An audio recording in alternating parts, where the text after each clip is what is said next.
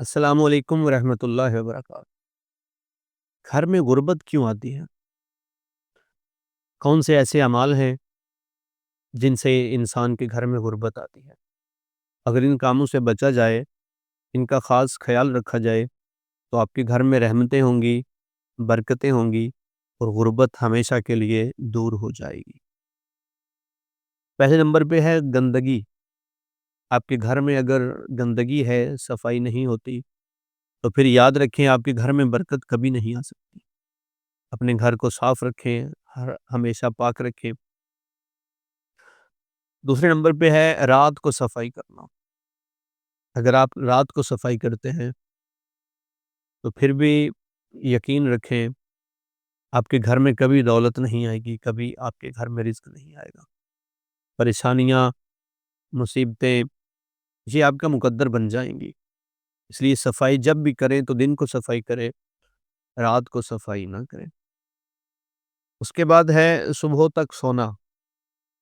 اگر آپ صبح تک سوتے رہتے ہیں، فجر کی نماز ادا نہیں کرتے، صبح اٹھ کر اللہ کو یاد نہیں کرتے، تو پھر بھی غربت آپ کی تقدیر سے کبھی نہیں جائے گی۔ اکثر روایات میں ملتا ہے کہ صبح کے وقت فرشتے رزق لے کر آسمان سے نازل ہوتے ہیں، اور جو انسان سویا رہتا ہے اس کا رزق فرشتے واپس لے جاتے ہیں۔ تو رزق پانے کے لیے رحمتیں اور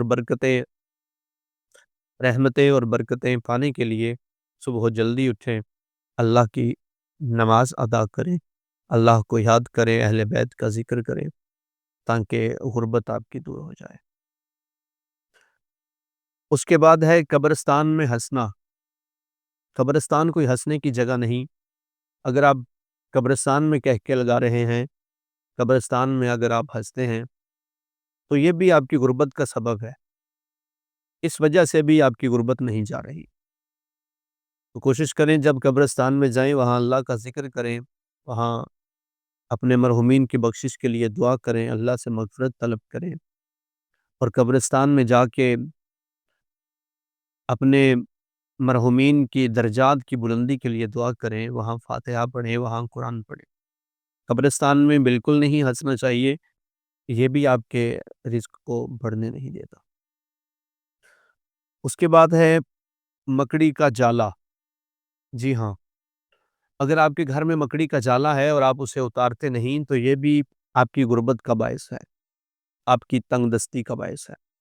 گھر میں جالا نہ لگنے دیں۔ ویسے بھی معصومین فرماتے ہیں کہ جب گھر میں جالے لگ جاتے ہیں تو ان جالوں میں آ کے شیاطین اور جنات رہتے ہیں۔ اگر آپ چاہتے ہیں کہ آپ کے گھر شیاطین نہ آئیں، جنات نہ آئیں، تو اپنے گھر میں کبھی مکڑی کا جالا نہ بننے دیں، بلکہ مکڑی کا جالا ہمیشہ صاف کر دیا کریں۔ تو یہ چھوٹی چھوٹی چیزیں ہیں جن کو خیال میں رکھیں، جن کو نظر میں رکھیں، اور ان کاموں سے بچیں۔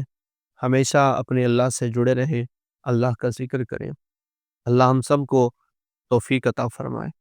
والسلام توفیق علی علیہ السلام۔